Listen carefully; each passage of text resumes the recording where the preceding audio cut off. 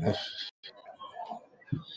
آه المرة اللي فاتت خدنا كان النص الأول من الحصة خدنا الشبكات، والنص التاني خدنا الخوارزميات والاي اي. المرة دي هنكمل على اللي خدناه المرة اللي فاتت. ماشي. الحصة النهاردة هتمشي ازاي؟ هناخد 3 حاجات مختلفة فيها يعني.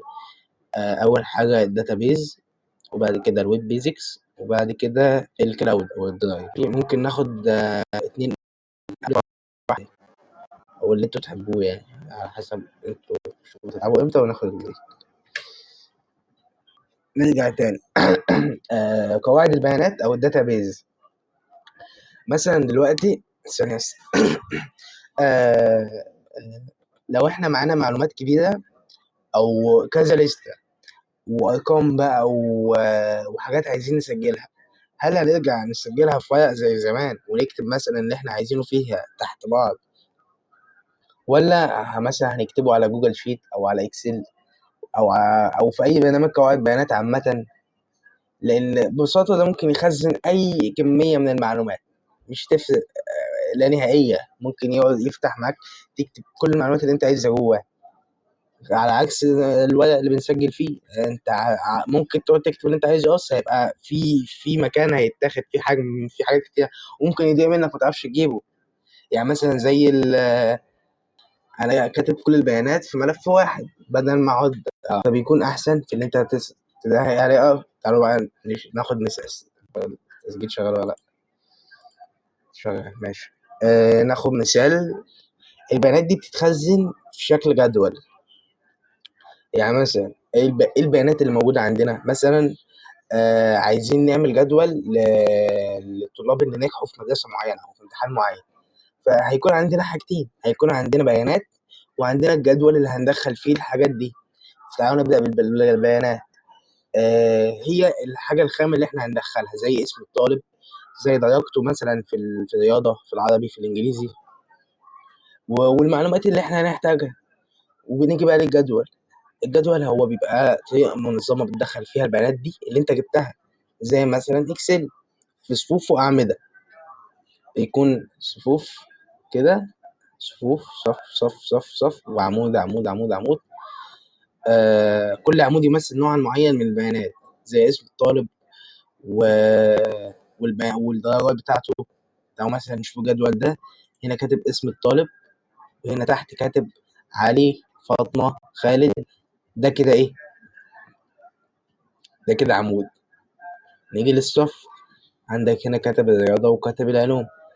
تحت الرياضة كاتب علي جايب 25% في الرياضة. في العلوم جايب 90. فاطمة جايبة 88 في الرياضة، في العلوم جايبة 92. خالد جايب 79 في الرياضة، 79 في الرياضة، وجايب في العلوم 85. فاحنا يعني انا ازاي عرفت ان ده تبع ده وده تبع ده؟ هما اتصلوا في نقطة. يعني مثلا انا عايز اعرف دي تبع مين، او ده الرقم ده محطوط فين. هطلع فوق هلاقي مكتوب رياضة. طب ماشي، ده الدرجة دي بتاعت امتحان رياضة، بتاعت مين بقى؟ هاجي هنا الاقيها بتاعت علي، يبقى علي جاب في الرياضة 95%. ده سهل عليا كتير ان انا خزنت البيانات في حاجة اسمها قواعد بيانات او داتابيز. وده جدول بسيط بيعرض ازاي البيانات بتتخزن بشكل منظم. نفس المبدأ اللي بيطبق عليه بيانات انستجرام وواتساب، لكنها اكبر واكثر. مثلا لما بتيجي تعمل اكونت جديد على انستجرام او على فيسبوك، فيسبوك بياخد الايميل والباسورد بتوعك والرقم واسمك وكل حاجه عنك، ويخزنها في داتابيز زي اللي انا كنت فاتحها دلوقتي دي. فاي يعني كل واحد بيعمل اكونت او بيخش بيبقى ليه البيانات دي مسجله في سيرفرات هناك.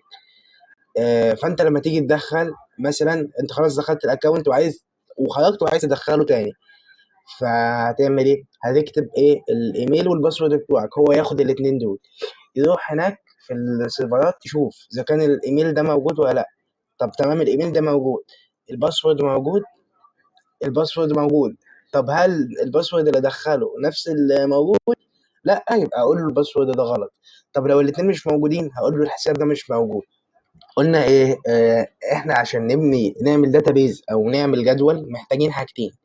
محتاجين المعلومات اللي هندخلها في الجدول، ومحتاجين الجدول نفسه او البرنامج اللي هو فيه الجدول اللي هندخل فيه. فعندنا البيانات قلنا هنحتاج مثلا لو احنا هنعمل شهادة نجاح للطالب أو عايزين نخزن بيانات شهادة نجاح للطالب، هنحتاج اسمه، وهنحتاج درجته اللي جابها في كل المواد، وهنحتاج نجمع كل الدرجات دي. المهم احنا هنحتاج اسمه والدرجات بتاعته. نيجي بقى للجدول، يعني دي البيانات، احنا معانا البيانات، نشوف بقى الجدول اللي هندخلها فيه. الجدول ده بيكون طريقة منظمة نخزن فيها البيانات اللي احنا جبناها دي، زي مثلا اكسل وفي جوجل شيت. اكسل ده تبع شركة مايكروسوفت، وجوجل شيت ده تبع شركة جوجل. الجدول ده بيكون فيه صفوف وأعمدة، كل عمود ليه نوع بيمثل نوع معين من البيانات زي اسم الطالب، وكل صف بيمثل سجل كامل من بيانات طالب واحد. تعالوا بقى يعني أهم حاجة نفهمها إيه هو الصف وإيه هو العمود، لأن الحتة دي بتلخبط. عندنا العمود هو ده العمود، يعني ده كده، شوفوا الماوس ده ازاي، ده كده عمود. الاسم علي فاطمة خالد ده عمود. الرياضة 95 88 79 ده عمود. العلوم 90 و92 و85 ده عمود. هنيجي عند الصف، ده كده صف. الاسم الرياضة العلوم ده صف، بس أول صف يعتبر احنا ما بناخدش بيه دايما، لأن أول صف بيبقى تعريف للصف اللي تحته. يعني ده اسم، أنا مش عايز اسم، ده أنا بعرف نفسي إن أنا هكتبه تحت ده اسم. طب الرياضة أنا مش عايز الرياضة، بس أنا بعرف نفسي اللي هكتبه تحت ده هو درجة الرياضة. يلا نرجع، معلش. فايه بقى، قلنا ان الاسم ده صف وده كده عمود. قلنا اول صف ده يعتبر احنا ما بناخدش بيه، احنا بنكتبه بس عشان نعرف نفسنا ان احنا اللي هنكتبه تحتيه ايه. فالصف هو هنا بيقول لك الصف بيمثل نوع معين من البيانات. يعني الصف ده اول حاجه بقى، ده النوع. يعني الصف كله هنوع منين؟ من اول صف الاسم. طب الصف ده كله كده حلو ماشي. فوقفنا ان ده اسمه عمود وده اسمه صف. العمود بيعبر عن نوع مختلف، والعمود ده الاسم، وده عمود الرياضة وده عمود العلوم. إنما الصف ده بتاع علي بس، الصف ده بتاع فاطمة بس، الصف ده بتاع خالد بس. فهي حتة الصف والعمود هي دي بس اللي نفرق ما بينها. أنا عمال إن ده عمود، أو يعني مثلا احفظه، العمود نوع بيعبر عن نوع مختلف أو نوع معين، إنما الصف بيبقى سجل كامل عن بيانات طالب واحد. يعني ده صف عالي. يعني لو العمود كبير، يعني استنى افتح لكم اللي بعده اهي الاس كيو ال اللي انا قلت عليها. آه، لماذا تعتبر قواعد البيانات مهمه؟ بيقول لك هنا انت كل تطبيق بتستخدمه زي واتساب وانستجرام ويوتيوب او موقع بتدور على جوجل او على فيسبوك، يعتمد على قواعد البيانات عشان يخزن كل شيء. مثلا سوبر ماركت هو اللي عامل قواعد البيانات دي، عادي ممكن يعملها. زي مثلا ان هو يجيب كل المنتجات اللي عنده ويكتبها في ملف زي اللي انا كنت فاتحه ده، ويكتب قدامها الرقم بتاع. يعني مثلا لما نروح سوبر ماركت كبير ونكون جايبين حاجات كتير، مش بياخد الحاجه او المنتج اللي احنا جايبينه ويصور الكيو ار بتاعه والباركود بتاعه عشان يجيب له اسم المنتج ويحسبه اسمه. كل ده كل ده متخزن في قواعد بيانات. ان انا اخزن المنتج بالرقم بتاعه بسعره باسمه بكل حاجه، ولما اصوره بس او اكتب الرقم بتاعه بس يطلع لي في ثانيه. حتى لو معايا 100 منتج، 1000 منتج، مليون منتج، تمام.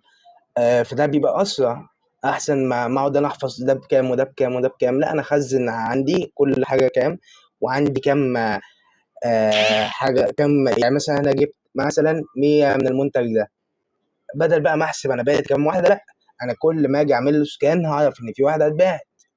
فده بيخلي الشكل في الداتابيز اللي بيخليها احسن.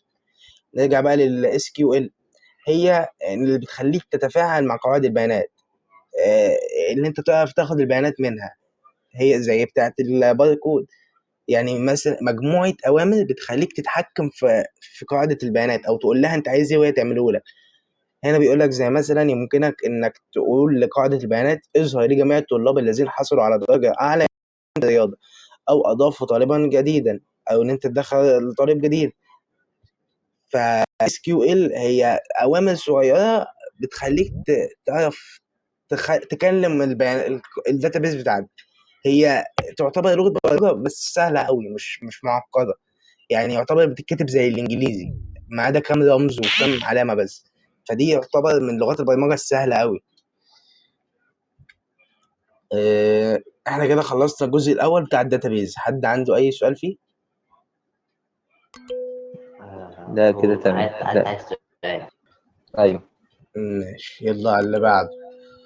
احنا كده خدنا الداتابيز، ناخد حاجة شبهها تانية، الويب بيزكس أو الويب اللي هو المواقع اللي على جوجل، اللي اسمه ايه، اللي هي الاي بيهات، المواقع اللي بتبقى على البراوزر. بيقول لك هنا تخيل لو الانترنت ده مدينة ضخمة، وكل موقع ويب هو مبنى أو بيت جوه المدينة دي. كل ما بتكتب اسم الموقع اللي انت عايزه، فانت كأنك بتخبط او بترن الجرس بتاع البيت ده. فبيقول لك ببساطة موقع الويب هو مجموعة من الملفات، فيها نصوص، فيها صور، فيها فيديوهات، متخزنة على سيرفرات او على كمبيوتر كبير في شركة جوجل. بيكون كبير بغباء، ده ممكن يعني ياخدوا مبنيين ولا 3 عشان السيرفر ده. يعني لو جينا مثلا نبحث هنا سيرفر شركة جوجل، تعالوا مثلا نشوف سيرفر جوجل، تعالوا مثلا نشوف الصور بتاعته. بصوا يعني ده شغل ده صغير منها. عبارة عن مواقع ويب يعني. ايوه، كل دي اجهزة كمبيوتر وسيرفرات متخزن عليها مواقع الويب. كل دي شايفين، يعني دي تعتبر طرقة واحدة. يعني ممكن يكون شركة جوجل عندها 100 200 طرقة 300 طرقة، دي طرقة واحدة بس. تخيلوا كمية البيانات اللي متخزنة في كل ده. وكمان يعني ده قواعد البيانات بتاعت الصور بس، كاتب لك ان دي متخزن فيها الصور بس. لسه ده جوجل عندها السيرفر بتاع يوتيوب، عندها السيرفر بتاع جوجل كروم، عندها السيرفر بتاع الاكونتات الناس اللي عامله جيميل، عندها السيرفر بتاع الرسائل اللي بيتبعت عليه جيميل، عندها سيرفر تاني لمواقع الويب، عندها سيرفر للنصوص، سيرفر للفيديوهات. فتخيل ان السيرفر ده ممكن يكون عامل قد ايه، او مساحته كبيره ازاي. ده بيحتاج، يعني الحاجات دي بتسخن، ايوه طبعا. الحاجات دي بتسخن بسرعة قوي، وبتحتاج تبريد فظيع. يعني بتحتاج تكييفات وأوضة ما يدخلهاش شمس والكلام ده كله.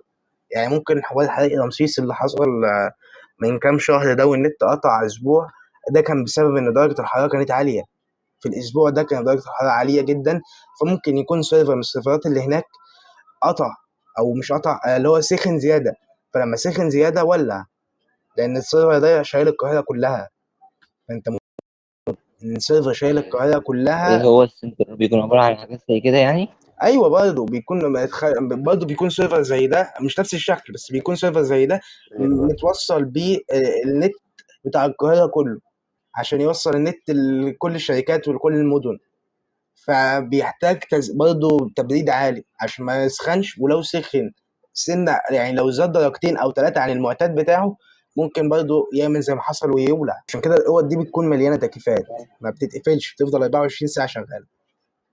حتى لو السيرفر مقفول، هي السيرفرات ما بتتقفلش كده كده، بس حتى لو السيرفر مش شغال أو مش عليه ضغط، التكييفات دي بتفضل شغالة. فهنا بيقول لك، نرجع برضه نعيد المثال اللي احنا قلناه. نتخيل لو النت كله مدينة كبيرة، ومواقع، او المواقع اللي على جوجل، اللي احنا مثلا نكتب على جوجل فيسبوك فيدخلنا على فيسبوك، نكتب يوتيوب فيدخلنا على يوتيوب. المواقع دي كلها بيوت، او كل موقع كبيت جوه المدينه دي، او رايح تزور كام بيت جوه المدينه. فانت اول لما بتكتب اسم الموقع اللي هو اسم البيت، وبتدوس بحث، بيعمل ايه؟ بيبعت للموقع ان في واحد عايز يخش لك، كانك بتخبط عليه بتسن الجرس. فهو بيقول مين؟ يشوف في العين، يقول مين، يعرف مين اللي جاي، يشوف الاي بي بتاعه، يشوف ده اذا كان عنده حساب قبل كده عندي ولا لا، ويدخلك. وممكن ما يدخلك. فدي يعني اسهل طريقه نفهم بيها مواقع النت ماشيه ازاي، وان انت ازاي بتخش عليها. اه تمام. الجزء اللي بعده، يلا. آه دي خلصنا يعني ايه ويب، او المواقع ازاي بتشتغل. ناخد بقى ازاي بيبرمجوا الويب ده، او ازاي بيعملوا المواقع دي اصلا. المواقع دي بتكون مقسومه، او الموقع بيكون مقسوم لنوعين او لبرمجتين، او بيتعمل بطريقتين. بيكون اسمه في طريقه او مش في طريقه، بيتقسم لجزئين، جزء باك اند وجزء فرونت اند. يعني ايه باك اند؟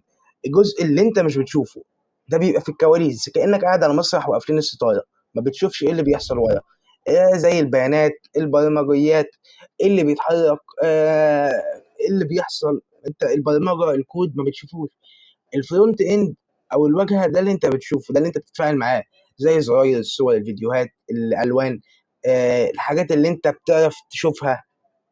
الباك اند ده بيبقى مخصوص بقى بيبقى متوصل بالسيرفرات، متوصل بالداتابيز، انت حاجات ما بتشوفهاش. وفي مبرمجين يعني في مبرمج بيبقى اسمه فرونت اند ديفلوبر، مطور واجهات اماميه او مطور مواقع ويب واجهات، اللي هو بيعمل الحاجات اللي انت بتشوفها بس، الفرونت اند بس. وبيبقى في واحد اسمه باك اند ديفلوبر اللي هو بيطور واجهات خلفيه بس، لان الموضوع مش سهل، الموضوع بيحتاج وقت. في ممكن يتعلم الاثنين، لو اتعلم الاثنين ده بيكون بالنسبه له بتبقى احسن بكتير من لما يتعلم حاجه واحده. تخيل انت رايح، انا قفلت الشيء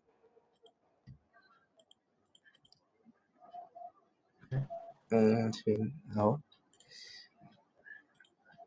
تخيل انت شركه جاي لها 3 موظفين، موظف فاهم في الباك اند، وموظف فاهم في الفرونت اند، وموظف فاهم في الاثنين. هي محتاجة حد يكون فاهم، أو مش حد، هي محتاجة تعين 2، واحد يكون فاهم في ده وواحد يكون فاهم في ده. فهي جاي لها واحد فاهم الاتنين. هتعين واحد لكل حاجة ولا تعين الواحد ده؟ لا، تعين الواحد أحسن، هيوفر عليها في المرتبات، الاثنين هيوفر عليها، هتختار الواحد اللي فاهم في الاتنين. هي كده كده الشركة عايزة حد يكون فاهم في الاتنين، أو 2 يكونوا كل واحد فاهم في حاجة. هي جالها واحد فاهم في ده وواحد فاهم في ده وواحد فاهم في الحاجتين، هتختار أنهي اللي فاهم في الحاجتين؟ هيوفر عليها في المرتب، في التكاليف، هيساعدها أسرع لما يكون فاهم في الحاجتين، وهيبقى عارف هو عايز يعمل إيه فيعمله هنا، وعارف هو مستني إيه يعمله هنا. فده الباك إند وده الفرونت إند. الباك إند الجزء المخفي اللي دوت يعني هي نقدر نقول إنه تخصص. أيوه ده تخصص في البرمجة، بتبقى مبرمج واجهات اماميه، مبرمج واجهات خلفيه، ده تخصص. تمام.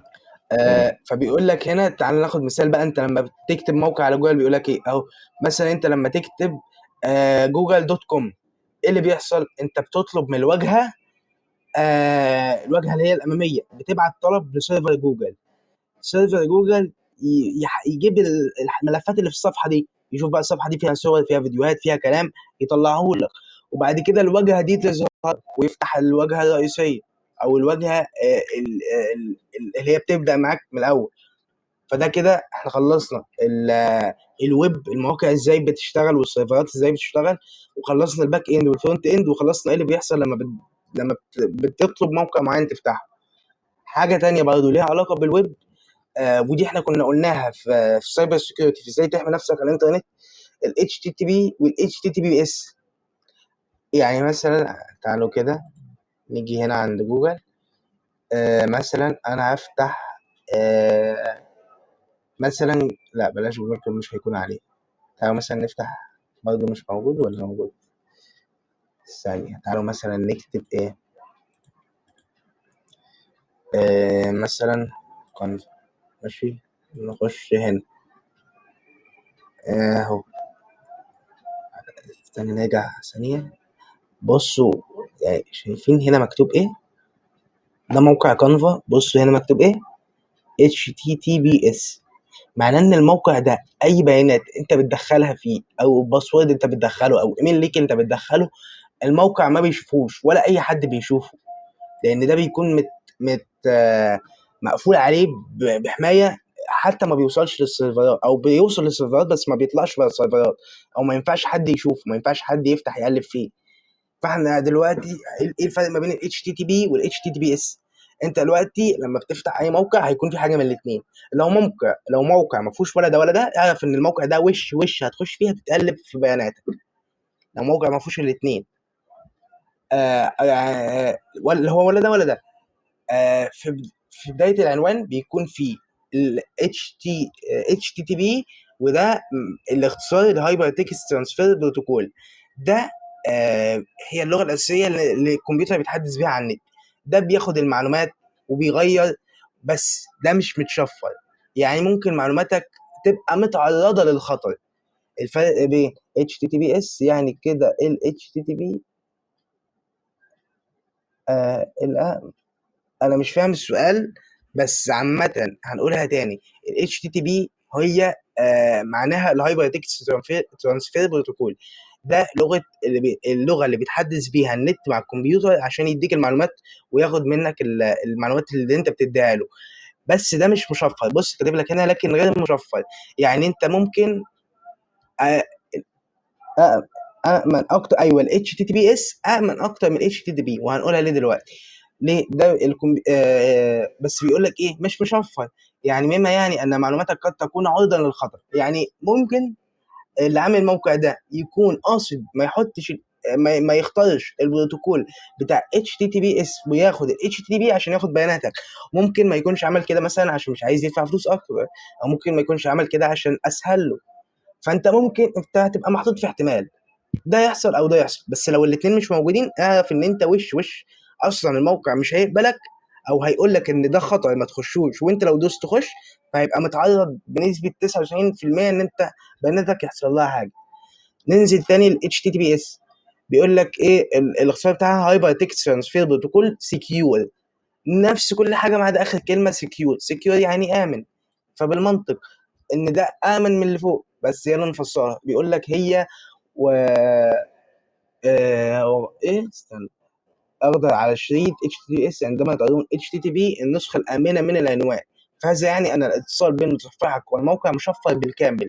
معلوماتك مثل الباسورد وأرقام البطاقات الائتمانية الفيزا اللي بتدخلها محمية، وما ينفعش أي حد يشوفها. هي بس المكان الوحيد اللي بتروح له السيرفرات. ما ينفعش أي حد يشوفها ما بينك وما بين السيرفرات. هذا هو السبب أن جميع المواقع التي تطلب معلومات حساسة مثل البنوك مواقع التسوق بتبقى HTTPS لضمان أمانك. موقع مثل يوتيوب فيسبوك انستجرام بتبقى كلها HTTPS. بس خلوا بالكم يعني مش لازم الموقع يبقى مكتوب أوله HTTP. يعني بص يعني كده عندي مش باين HTTPS، بس لما ادوس عليه جابها لي. فانت يعني ما تخشش على موقع وتقلق. يعني مثلا انا دخلت على اليوتيوب، بص هنا كاتب لي youtube.com على طول. يعني لما دوستين كاتب لي HTTPS. فيعني مش كل ما تلاقيش HTTPS على طول فتقلق. لا يعني مثلا انا بعت لك لينك. يعني لو جينا فوق على لينك الامتحان، استنى اخد لينك الامتحان كوبي وعايز احطه في جوجل كروم اهو. ده لينك الامتحان بتاعك اوله HTTPS. يعني اللينك مبعوت لكم كده بالظبط اوله HTTPS. لو انا بعت لكم لينك مش اوله HTTPS ما حدش يخش عليه. ليه؟ لان ادام انا اللي بعته ومش عامل عليه سكيور يبقى انا مش مأمنه، وانا قاصد ان انا مأمنه عشان اخد بقى بياناتك اعمل حاجات. فالحاله الوحيده اللي بيبان فيها لو حد باعت لك لينك بيبان بقى HTTPS ولا بيبان بقى. يعني استنى اجيب لكم لينك تاني اتبعت لنا على جروب من فتره وما كانش HTTPS والناس كلها دخلت وانا كنت واحد منهم. بعد كده بعد ما خلصوا قالوا الحقوا ده مش HTTPS وده انا وكله. بس يعني الحمد لله انا كنت منزل ايه بس انا اسمه ايه ده منزل انتي فيروس، فما فيش فيروس بينزل عندي او حاجه. بس ممكن يسرق بياناتك، ممكن ياخد الاي بي بتاعك. عايز بس اجيب لكم اللينك ثانيه واحده. ثانيه فين هو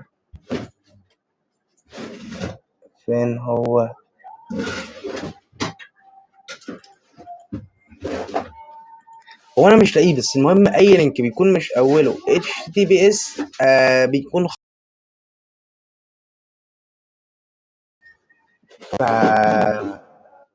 وقفنا ان HTTPS بيكون امن من HTTP. اتقطع وكده. فقلنا ان ال HTTPS بيكون امن من HTTP عشان ال HTTPS بيكون عليه حمايه، بيكون متشفر، انما اللي فوق ما بيكونش متشفر. ممكن حد يبعت لك لينك عليه HTTPS بس مش موقع رسمي. يعني دلوقتي موقع فيسبوك انت لما بتخش عليه بيقول لك ايه؟ بيقول لك دخل لي الباسورد ودخل لي ال ال الايميل بتاعك. الموقع فيسبوك بيكون HTTPS، لازم يكون HTTPS. فانا ممكن ابقى ذكي او انت تبقى ذكي، فانا عارف ان انت ذكي، فانا هعمله لك HTTPS، فانا هوديه للسيرفرات. فلازم جوجل، طبعا جوجل اي موقع بيترفع او السيرفر اللي انت بترفع عليه او الدومين اللي انت بتاخده عشان ترفع الموقع وتسميه، لازم يتاكد ان انت عامله HTTPS او عامل حمايه عليه او مش بيوصل لك.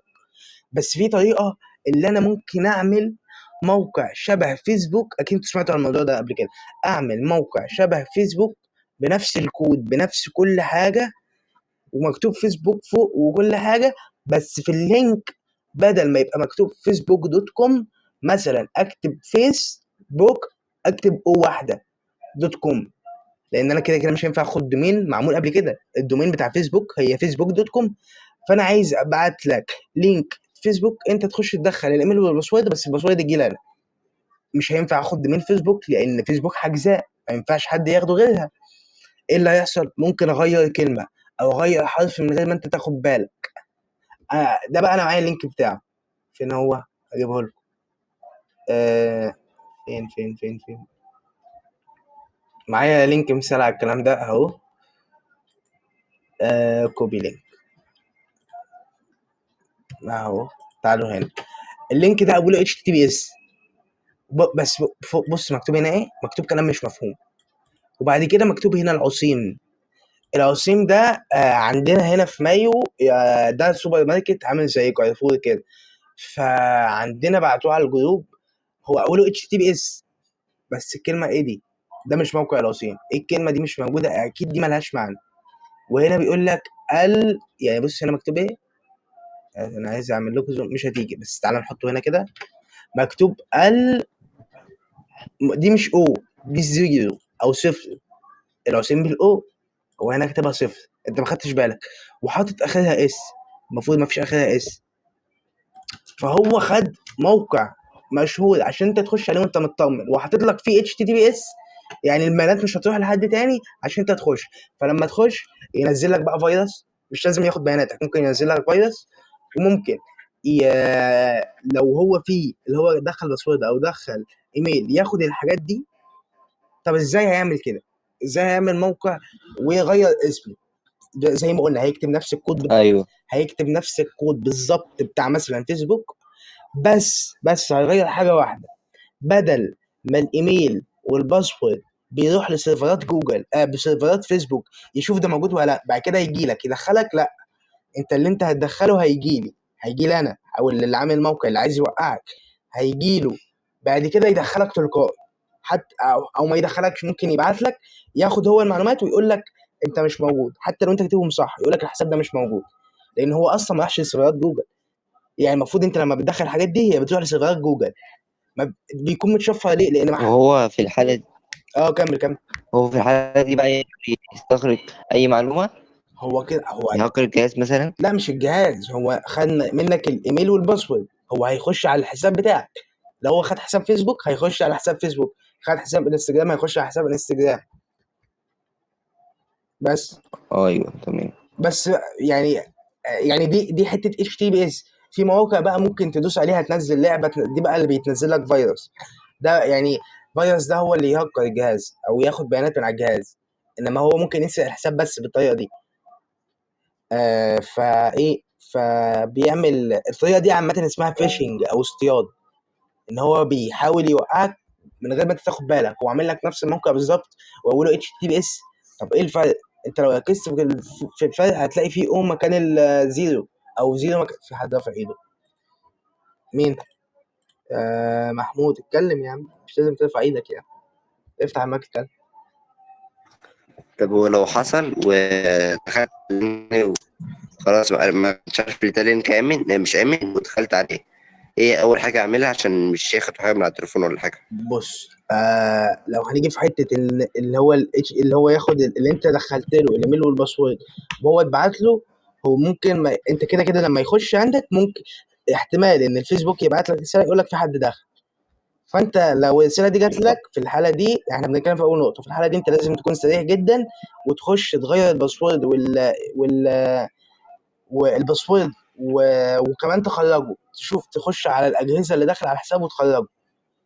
ده في الحاله اللي هو لو خد الايميل بتاعك او الباسورد بتاعك بالطريقه الاولى. طب لو انت دخلت على موقع ونزلت لعبه مثلا متهكره او لعبه متكركه وحصل حاجه للجهاز لا قدر الله، اول حاجه تعملها تنزل انتي فيروس للجهاز او برنامج حمايه للجهاز. تكتب على جوجل بلاي انتي فيروس او برنامج فيروس اي حاجه، وتقعد تعمل له سكان وتتاكد ان مفيش فيروسات، وتجرب اكتر من برنامج مش برنامج واحد، وتقعد تتاكد وتجرب لحد ما يطلع لك ان مفيش ولا فيروس.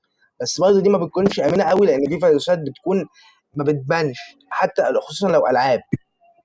وكمان ممكن لعبه ما تكونش فيروس، هي تكون لعبه عاديه. يعني مثلا في برنامج اسمه هابي مود، ده بينزل لعب متهكره. فالبرنامج ده بينزل عندك عادي. هو البرنامج ده مش فيروس، هو برنامج عادي، بس البرنامج ده مش موجود على جوجل بلاي. ادام مش موجود على جوجل بلاي ابدا شك. جوجل بلاي ما بينزلش عنده حاجه فيها خطر. فادام هو مش موجود على جوجل بلاي، في حالتين: ان هو بيعمل حاجه مخالفه قانونيا، او البرنامج ده خطر وعايز بياناتك. فانت اول لما بتنزله بينزل عادي جدا، ولا بياخد بيانات منك ولا اي حاجه. بس لما بتفتحه بيقول لك دخلني على تخزين الجهاز. دي منطقيه. طب انت عايز تخش على التخزين عشان لما انزل لعبه من عليك او حاجه؟ يا عم ماشي، خش على التخزين. بعد كده هيقول لك دخلني اديني السماح اخش على الصور والملفات اللي عندك. طب انت برنامج بتاع العاب، عايز تخش على الصور اللي عندي ليه؟ فانت من هنا تبدا تشك، او مش تبدا، انت كده كده ادام انت منزله من بره جوجل بلاي، فانت تشك، تبدا تشك من ساعتها. انما لما يبدا بقى يطلب الحاجات دي انت تتاكد. فاهم؟ فانت يعني احنا ناخد الحذر من قبلها، ان احنا ما ننزلش حاجه بره المتجر اللي هو اب ستور بتاع ابل او جوجل بلاي بتاع الاندرويد عادي. فاحنا ناخد حذرنا من حاجتين: ان كده كده يكون في اتش تي بي اس، وحتى لو في اتش تي بي اس ناخد بالنا من اسم اللينك. فاهم؟ لان لو هو خد الباسورد والايميل. وكمان حته مهمه قوي، اللي هو لو خد الباسورد والايميل بتوع جوجل، دي اخطر حساب يتاخد منك. يعني الباسورد بتاع جوجل ده اخطر حساب ممكن يتاخد منك. ليه؟ جوجل بتوصل بحاجه اسمها جوجل فوتو، صور جوجل. لو انت مفعله عندك على الموبايل، في اي صوره انت بتصورها ليك بتتنقل على سيرفرات جوجل، بتبقى متخزنه، ما ينفعش حد غيرك يشوفها. في جوجل درايف، ده اللي انت بترفع عليه ملفاتك. في كمان بيبقى متوصل ممكن لو انت عامل المزامنه يبقى الارقام اللي عندك مرفوعه، وكل حاجه مرفوعه، والسيرش بتاعك وكل حاجه. فلو اكونت جوجل اتاخد وانت مفعل كل ده، احتمال ان هو يعني كده كانه هكر الموبايل. هو ما هكرهوش، هو الموبايل تمام، بس لان جوجل بيكون مربوط بالموبايل عشان يساعد الاستخدام ليك. فلو انت غلطت وحد خد جوجل، هو يعتبر خد الموبايل. فانت لما ياخد جوجل لازم تشتغل بسرعه وتبقى انت اسرع منه، وتحاول تخرجه وتغير الباسورد، لان ده اخطر حساب ممكن يتسرق منك. طولنا قوي في الحته دي، بس اهم حاجه تفهموها. قلنا الطريقه اللي هو بيستعملها دي اسمها فيشنج او اصطياد، اللي هو يعمل موقع شبه فيسبوك مثلا وانت تخش، وهو يبقى مشفر. بس مشفر ما بين مين؟ مشفر ما بينك وما بينه، مش مشفر ما بينك وما بين السيرفرات. هو راح قال لجوجل انا مشفرها، مفيش حد هيشوفها غيري وغيره. هو كده مشفرها بالنسبه له، انما هي المفروض تكون متشفره ما بينك وما بين السيرفرات. فناخد بالنا من اسامي الدومين او اسم الموقع اللي بعت لنا لينك عليه. واي حد بعت لينك ما نخشش عليه، حتى لو هو قريبنا، اللي لما فاهم لما يكون خلاص يعني اللينك ده انت لازم تخش عليه. واللينكات بقى اللي هي بتقعد تتبات بقى ايام العيد وكحك العبد والحاجات دي 100% بتكون هاكر. دي مش محتاجه حد قريب يبعتها لك وكده. هنرجع بقى للحته اللي احنا قلناها، ممكن دي قريبه من جوجل درايف، اللي هو الكلاود، السحابه، ان انت ترفع بياناتك على السحابه. يعني مثلا انا عايز اخش مثلا، تعالوا هنا ايه، نفتح جوجل درايف عندي. جوجل درايف اهو ده جوجل درايف. هنا رافع ملفاتي، هنا ده الملف اللي انتوا سجلتوا فيه الكورس، وده ده جوجل شيت، وده الجوجل فورم، وده مين اللي رد على الرسائل ومين لا، وده التقييم بتاع اول حصه، وبقيت بقى حاجات انا رافعها على جوجل عشان لما احتاجها اوصل لها بسرعه من اي جهاز. ادام انا معايا الباسورد بتاعي والايميل بتاعي وصل لها من اي جهاز. بس اهم حاجه لو انا هخشها من جهاز تاني، فبعد ما اخلص الحاجه اللي انا عايزها واخدها امسح الايميل من على الجهاز. تاني حاجه بتساعدك في اللي هو بيخفف من مساحه الموبايل. يعني انا عندي صور كتيره قوي قوي، بدل ما اخليها كلها على الموبايل انا اخليها على جوجل درايف.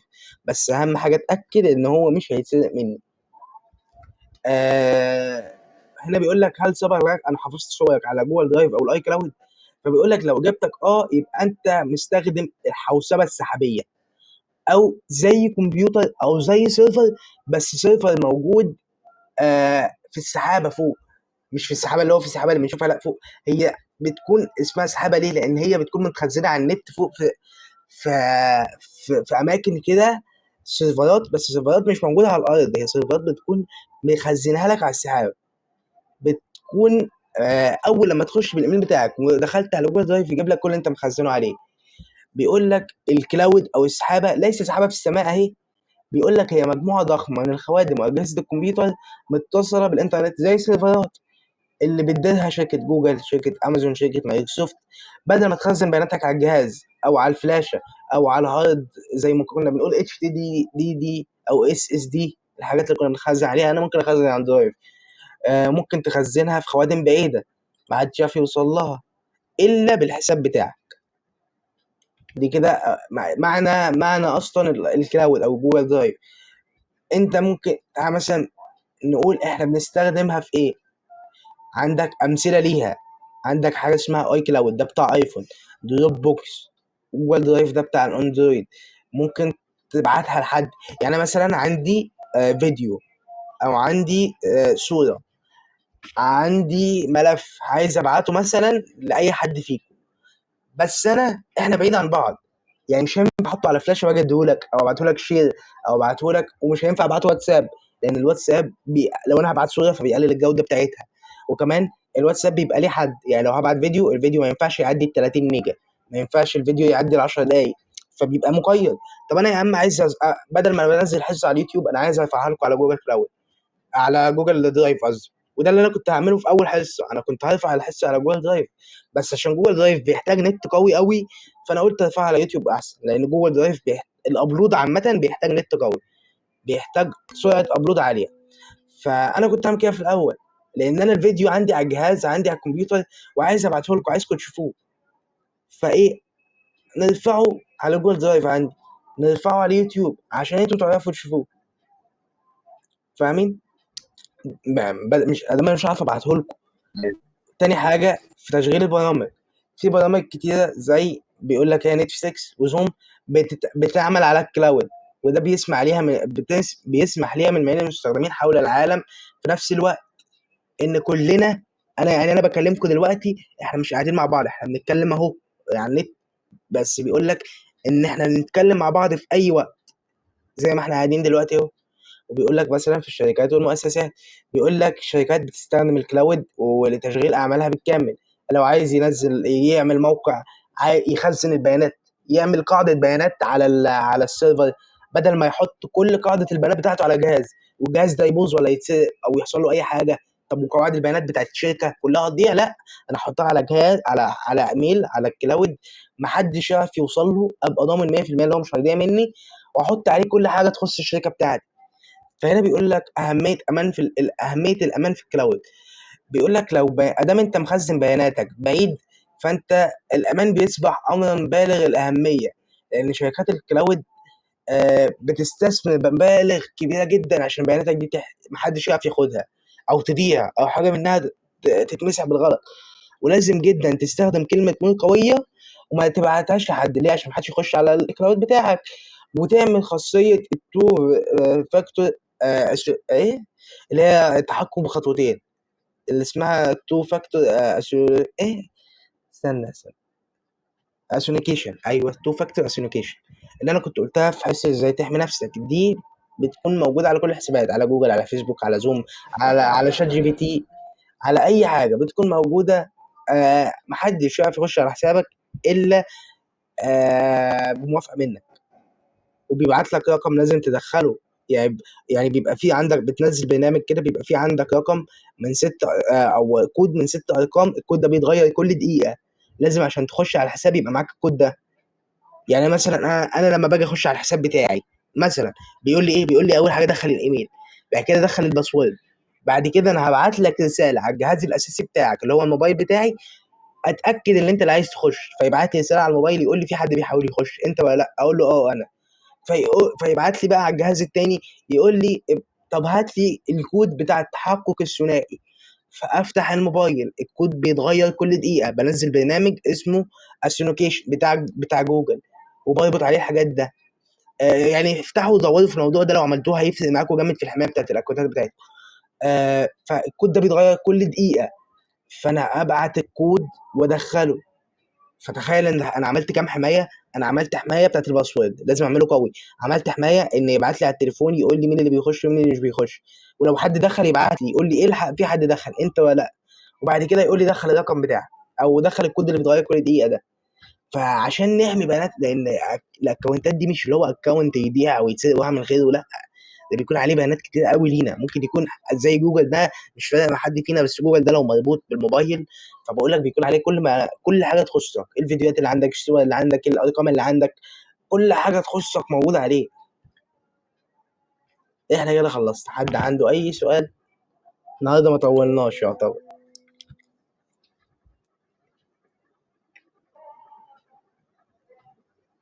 حد تاني عنده سؤال؟